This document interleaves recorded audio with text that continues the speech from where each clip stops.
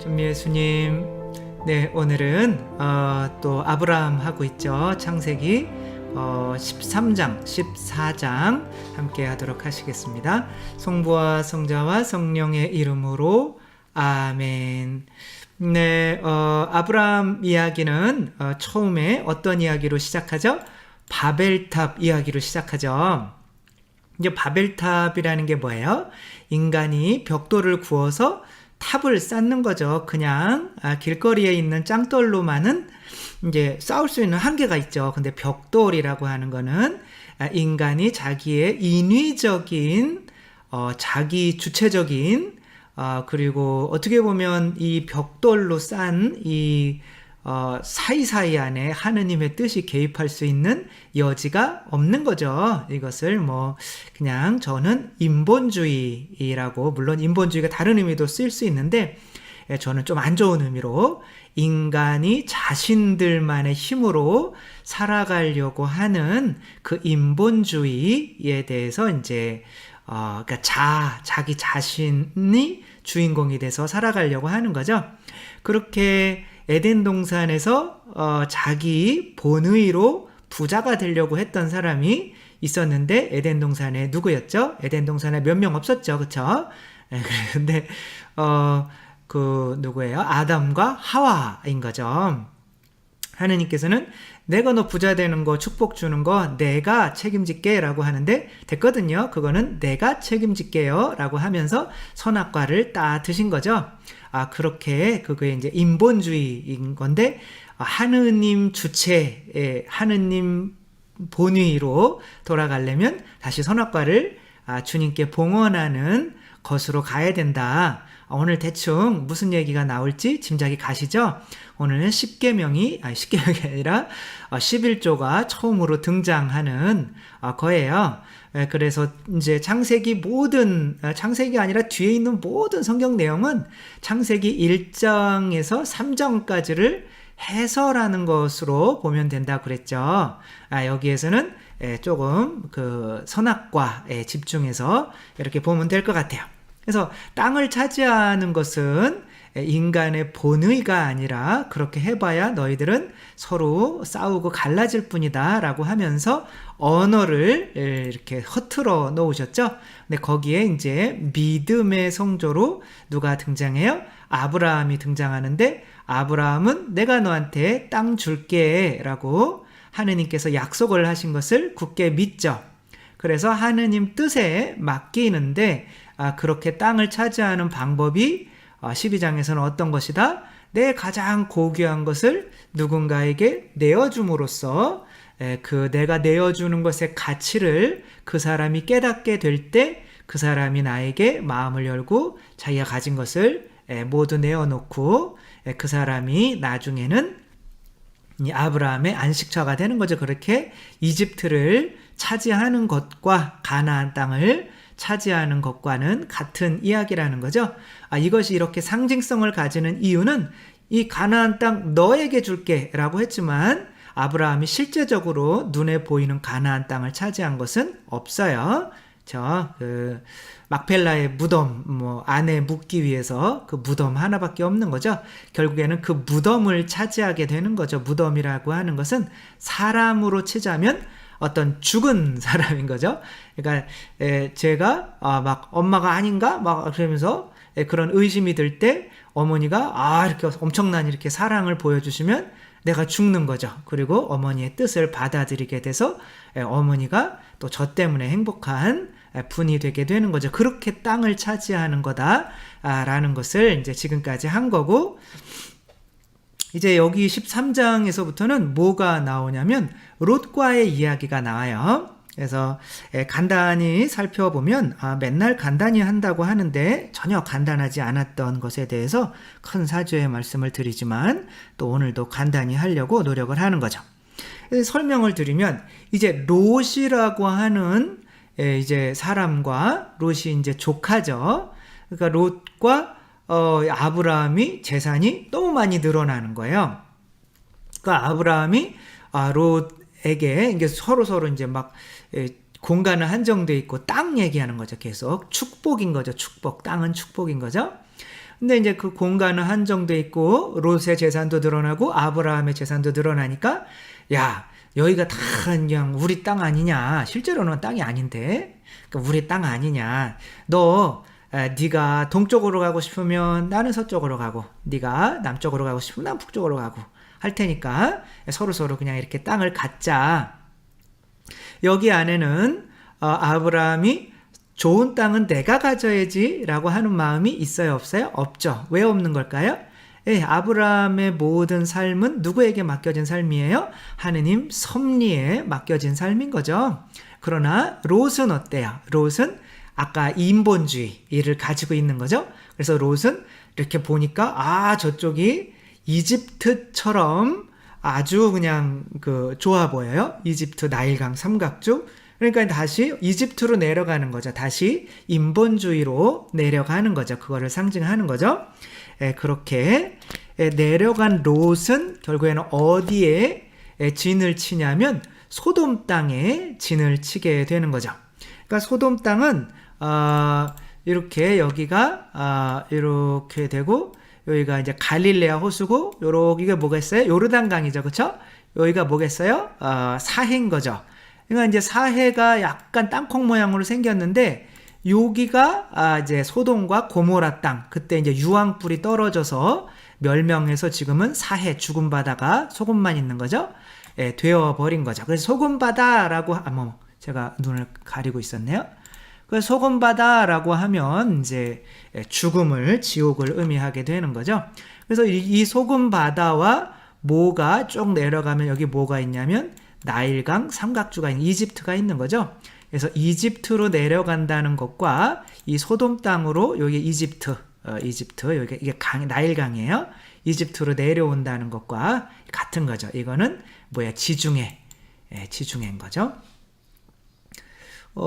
그렇게 소돔까지 가서 이렇게 했다는 건 이제 자기 인본주의로 다시 선악과를 바치지 않는 하느님께 그러한 내 능력으로 부자 될래라고 하는 삶으로 이제 롯은 가버렸고 아브라함은 하느님께 계속 자기의 모든 것을 맡기는 삶으로 이렇게 간 거죠.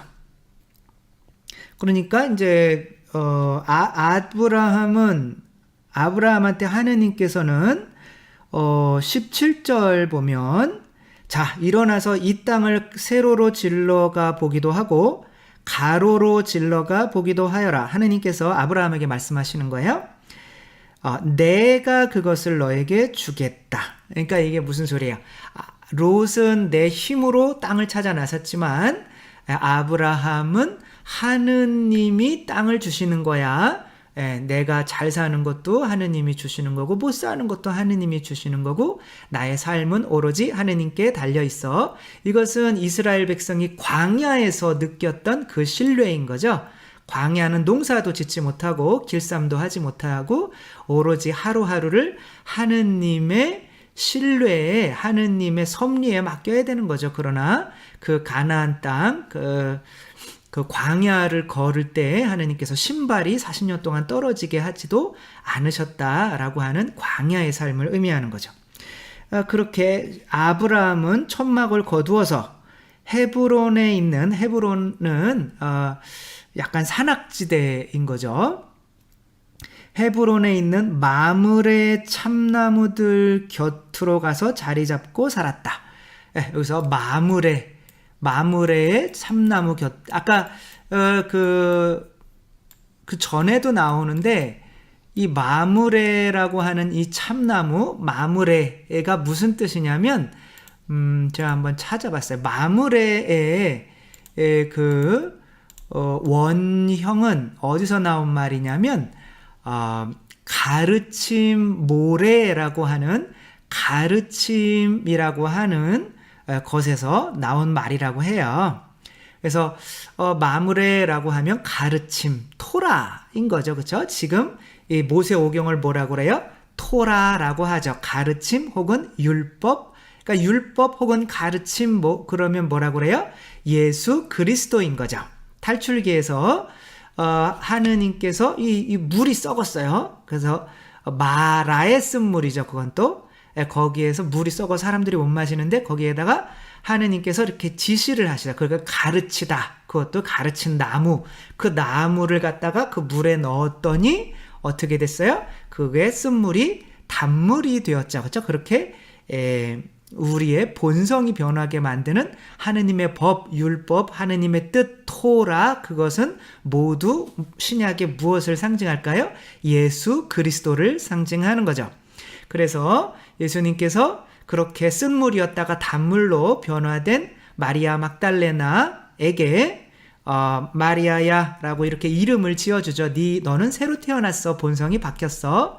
라고 하니까 마리아가 뭐라고 그래요? 선생님이라고 하는 거죠. 그쵸? 그래서 이 마므레의 참나무라고 하면 그 하느님의 법을 배우는 어떤 백성들, 교회를 상징할 수밖에 없다라고 이렇게 저는 해석을 하고 뭐 확실히 찾아보지는 않았지만 뭐 교부들도 그렇게 말씀을 하실 수 있으면 좋겠어요. 그래서 근데 이제 이 마무레의 이제 가르침인 거죠. 그게 하느님 율법인 거고 하느님의 뜻인 거고 이 친구분들이 계세요. 보면 아브라함은 그때 아모리족 마므레의 참나무 곁에 머물고 있었는데 마므레는 에스콜과 형제들이었고 아네르와도 형제간이었는데 이들은 아브라함과 동맹을 맺은 사람이었다. 그러니까 마므레, 아네르, 에스콜. 요거 뒤에 나오니까 좀 기억해 두세요. 그래서 이 참나무들 곁에서 나중에 누가 오겠어요? 손님 3명이 온단 말이에요. 결국에는 뭐예요? 성부, 성자, 성령. 이 3명을 이렇게 르블레프라고 하는 사람은 천사 3명이 이렇게 앉아있는 삼위일체 하느님으로 하죠. 이 교부들은 이 마므레의 참나무가 삼위일체 하느님을 만나는 장소 혹은 삼위일체 하느님 당신 자신을 나타낼 수도 있다고 이렇게 얘기를 하는 거죠. 그러니까 중요한 거는 아브라함은 하느님, 삼위일체 하느님께 자기의 모든 것을 의존하는 믿고 맡기는 사람인데 롯은 이제 어떻게 갔냐면 글로 가버려가지고 여기에 뭐가 일어나냐면 전쟁이 일어나죠. 이렇게 이제 여기가 갈릴레아 호수고 요르단이고 이제 사해가 있는데 요쯤에 살고 있는데 이 위에서 이제 막 쳐내려 내려오는 거예요. 어떤 왕들이 쳐내려 내려오냐면은 5개의 나라가 협력한 왕들. 숫자에서 5은 뭘 의미할까요? 오감을 의미해요. 오감. 인간의 오감. 인간의 오감은 결국엔 뭐예요? 3구인 거죠. 3가지 인간의 원수인 거죠. 세속육신 마귀에 어떻게 보면 이 롯이 쏠려 다니는 거예요. 그런데 여기가 이제 롯이 저항하는 것은 뭐예요? 4나라 왕들의 합의예요. 넷은 뭐냐면 그냥 인간이에요. 인간. 그러니까 인간 스스로 이 인간의 그 욕구, 3가지 욕구, 3구 혹은 오감을 이게 오감이 계속 나와요. 만약에 누구예요? 다윗이 골리앗과 싸우러 나가잖아요.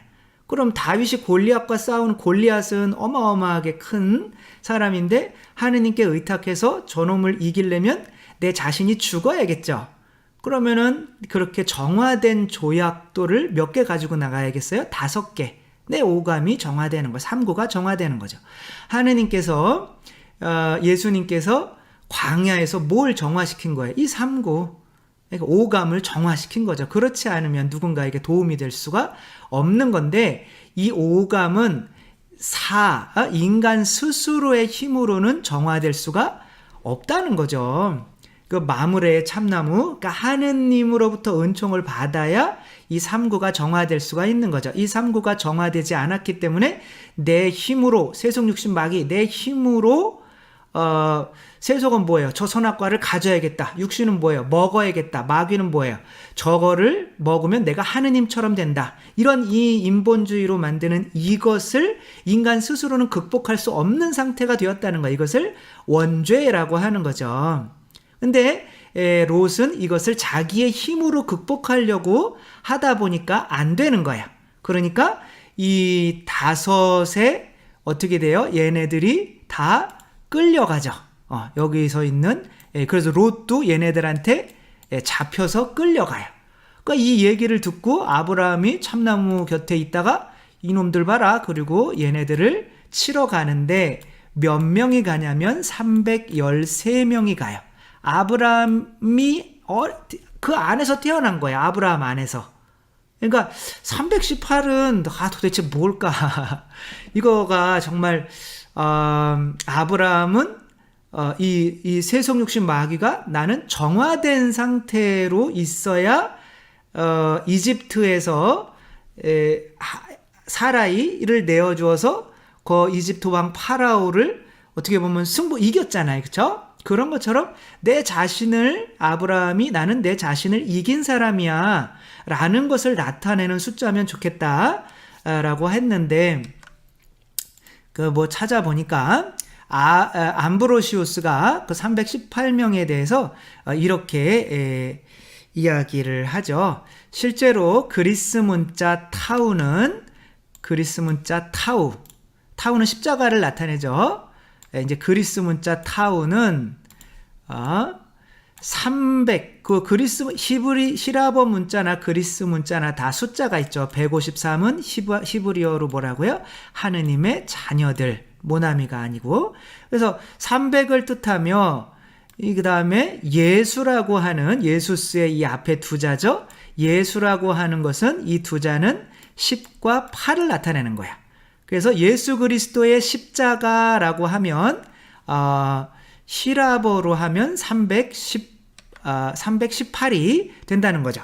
3은 뭐예요? 십자가, 18은 예수. 그러니까 예수님의 십자가로 에다가 뭐를 죽인 거예요? 자기 자신을 죽인 거죠. 세속육신 마귀를 죽인 거죠. 아브라함은 그런 식으로 롯을 쫓아갔기 때문에 롯을 이렇게 다시 데려오고 거기에 있는 전리품들을 엄청 얻어오게 되는 거죠. 그렇게 얻어올 때 누구를 만나냐면 멜키ጼ덱을 만나요. 살렘의 왕 멜키ጼ덱.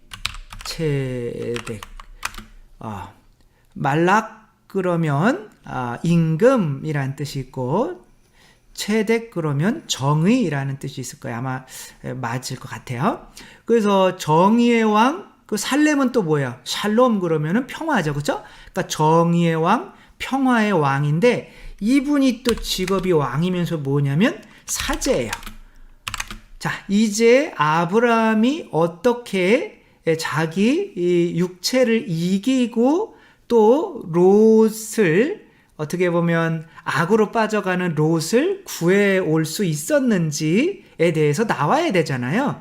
그래서 이 에덴 동산에서 아담에게 짐승들에게 이름을 지어줘라 라고 하는 것을 왜 못했을까요? 선악과를 따먹었기 때문에 그런 거죠. 그렇죠? 세속육신 마귀가 나를 지배하고 있기 때문에 롯과 같이 짐승처럼 살아가는 사람들에게 이름을 지어줄 수가 없고 참다운 스승이 될 수가 없는 거죠. 마리아 막달레나가 라쁘니 스승님이라고 하잖아요. 그런 스승이 될 수가 없는 거죠. 십자가에다 내 자신을 죽여서 내 피를 뿌려줘야 되는 건데 그 10분의 1도 내지 못하는 선악과도 하느님께 도로 드리지 못하는 그런 믿음 상태에서는 그 누군가에게 도움이 될 수가 없는 거죠. 그래서 이제 멜키ጼ덱이 뭘 들고 나올까요? 하느님께 아브라함에게 축복을 주기 위해서 빵과 포도주를 들고 나오죠. 이 빵과 멜키ጼ덱은 나중에 신약에서는 예수 그리스도를 상징하는 거죠. 대사제 멜키ጼ덱, 우리에게 복을 주시기 위해서 빵과 포도주가 이제 뭐가 되는 거예요? 당신의 살과 피가 되는 거죠. 아버지, 내 살과 피 이들 위해서 바칠 테니까 이들의 죄를 좀 사해 주시고 이들을 당신 자녀로 좀 삼아 주십시오 라고 그렇게 봉헌하는 대사제가 되는 건데, 그 대사제에게 저희가 에덴 동산에서 그렇게 죄짓던 상태가 아니에요. 이제 당신한테는 빵과 포도주를 이제 봉헌하겠습니다 라고 하면서 미사 때는 빵과 포도주가 봉헌되는 거죠. 그 빵과 포도주가 뭔지를 여기에서 밝히는 거야. 아브라함은 뭘 밝혀요? 아브라함은 그 모든 것의 10분의 1을 멜키체덱에게 주었다, 이렇게 나오는 거죠. 그렇죠? 그러니까 멜키체덱에게 10분의 1을 이제 봉헌을 하니까 멜키체덱은 빵과 포도주를 봉헌하고 그 빵과 포도주로 아브라함이 축복을 받게 되는 거예요. 그러면서 이렇게 기도합니다. 하늘과 땅을 지으신 분, 지극히 높으신 하느님께 아브라함은 복을 받으리라. 복을 이제 드디어 받는 거죠. 에덴 동산에서 왜 쫓겨났는지, 선악과를 하느님께 봉헌하지 못한 거죠. 그게 바로 이제는 10분의 1이다 라고 여기서 규정이 되는 거죠. 그래서 하늘과 땅을 지으신 분, 지극히 높으신 하느님께 아브라함은 복을 받으리라. 적들은 그대 손에 넘겨주신 분, 지극히 높으신 하느님께서는 찬미 받으소서. 여기서 복을 받으리라 라고, 이게 이제 멜키세덱이 기도하는 건데, 복을 받으리라와 찬미 받으소서는 같은 단어예요. 히브리어로는. 그러니까 찬미를 축복인 거죠. 축복. 그냥 축복을, 하느님 축복을 드립니다. 그리고 축복을 주십시오 라고. 그러니까 하느님께 축복을 드리는 게 뭐예요? 빵과 포도주 11조인 거죠. 그렇죠? 그리고 하느님께서 다시 축복을 내려주시는 게 뭐예요? 빵과 포도주인 거죠. 예수님의 살과 피인 거죠. 그러니까 우리가 내 살과 피 먹고 마시지 않으면 너희는 영원한 생명 얻을 수 없어. 이 영원한 생명의 축복은 우리가 빵과 포도주를 봉헌하면서 시작되는 거죠. 왜? 그거조차도 봉헌하지 못하면 너희가 가진 그 피, 사라이, 그러니까 아브라함의 부인을 내어주면서 그 땅을 얻는 거잖아요. 근데 그렇게 어떻게 너희가 땅을 찾을 수 있겠니? 라고 하는 거예요. 그러니까 너희 힘으로 부자 되려고 하지 말라는 거죠.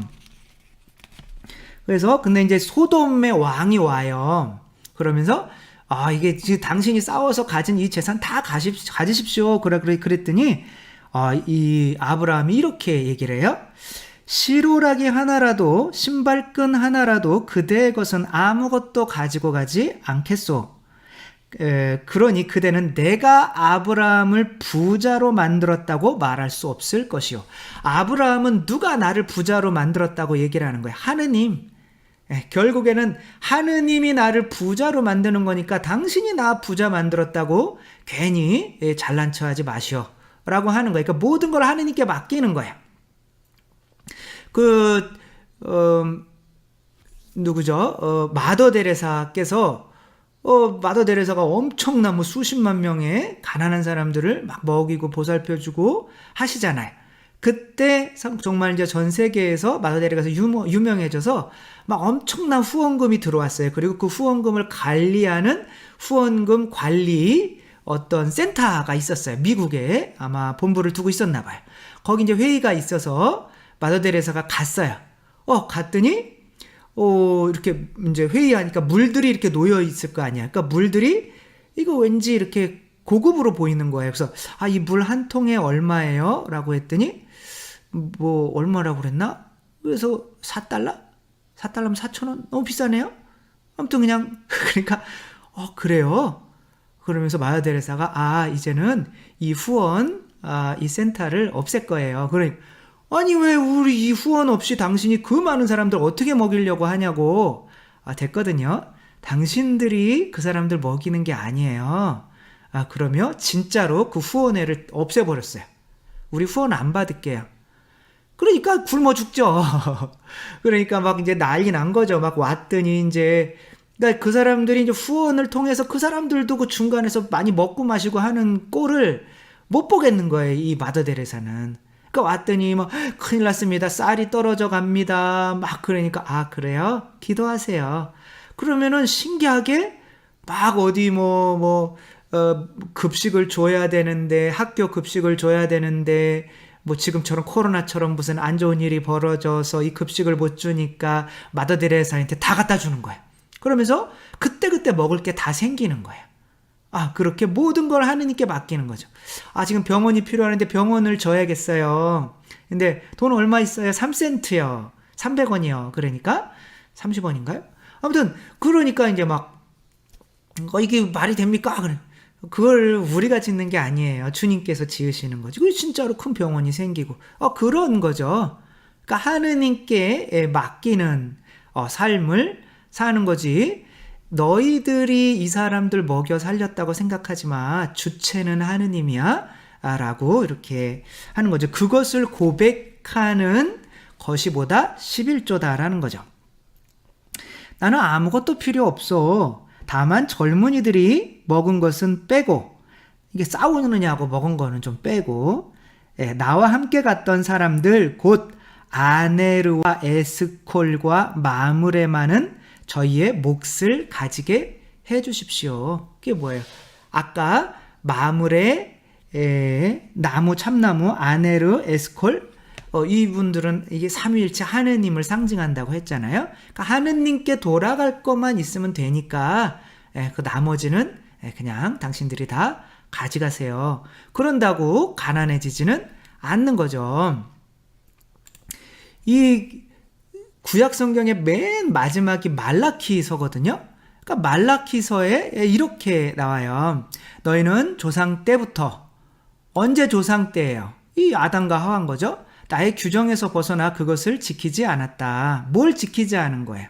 10분의 1 선악과를 바치지 않은 거죠. 나에게 돌아오너라. 나도 너희에게 돌아가리라. 이게 구약 성경 맨 마지막이란 말이에요. 계속 11조 얘기하고 있는 거예요. 만군의 주님께서 말씀하신다. 그러나 너희는 어떻게 하면 저희가 주님께 돌아갈 수 있습니까? 하고 말한다. 사람이 하느님을 약탈할 수 있느냐? 그런데도 너희는 나를 약탈하면서 저희가 언제 당신을 약탈했습니까? 하고 말한다. 11조와 예물이 아니냐. 너희 온 백성이 나를 약탈하고 있으니 저주를 받으리라. 너희는 11조를 모두 창고에 들여놓아 내 집에 양식이 넉넉하게 하여라. 그리고 나서 나를 시험해봐라. 만군의 주님께서 말씀하시나 내가 하늘의 창문을 열어 너희에게 복을 넘치도록 쏟아붓지 않나 보아라. 그래서 저는 시험해라고 하는 거예요. 본당에 가더라도 신자분들한테 돈 11조 내세요. 만약에 1년 동안 냈는데 집이 더 힘들어졌다. 그러면 1년 동안 낸 교무금 다 가져가세요. 시험이라도 제발 좀 해보세요. 그러니까 신자분들이 착하시더라고요. 하더라고요. 그걸 또. 아이고. 그랬더니 1년 예산이 한 6억, 7억 됐는데 그 다음에 제가 2년 4개월밖에 안 했어요. 그 다음에는 11억, 12억이 돼버려요. 그러면서 죄송한데 집이 가난해져서 다시 좀 주시겠어요? 이런 사람 아무도 없어요. 저라도 가난해져도 그렇게 못하죠. 창피하니까. 근데 실제로 정말 가난해지고 정말 쓸 돈이 없으면 달라 그럴 거 아니에요. 그런 분이 한 분도 안 계세요. 다 이상하게 말이 계산으로는 말이 안 되는데 빚을 다 갚았다. 몇 년 동안 못 갚는 이상하게 차를 새 거로 바꾸게 됐다. 사고 났는데 다른 분이 또 사로 사주셔서 그래서 이런 좋은 일들만 막 했고 정말 저한테 단 한 분도 11조를 내서 더 가난해졌습니다. 이런 분 한 분도 없었어요. 근데 우리는 이제 교회 법에서도 10분 1조를 없애버리고 어떻게 해요? 이제 개신교만 11조 내고 있고 저는 11조를 내고 있는 이상 개신교가 지금 아무리 욕을 먹어도 천주교 신자보다 개신교 신자가 우리나라에 많을 수밖에 없다고 생각해요. 왜? 그 사람들은 11조 내면서 체험을 하거든요. 내본 사람들은 아무리 욕먹고 뭐라고 하더라도 거기에서 체험하는 이것은 따라올 수가 없어요. 근데 너무 안타까운 거는 이제 천주교에서 그것을 어떻게 보면 버렸다는 거죠. 그래서 오늘 핵심은 그거예요. 어떻게 주님 복 받으십시오. 주님의 복을 주님 찬미 받으십시오. 그러니까 주님께 복을 드리는 게 보다 11조다. 그래 네가 나한테 복을 줬어? 그럼 나도 너한테 복을 줄게 라고 하는 게 영원한 생명이다 라고 하는 거죠. 주님께서 여러분과 함께 전능하신 천주 성부와 성자와 성령께서는 여기 모인 모든 이에게 축복을 내리시어 길이 머물게 하소서. 주님을 찬미합시다. 하느님 감사합니다. 성부와 성자와 성령의 이름으로 아멘. 감사합니다. 사랑합니다.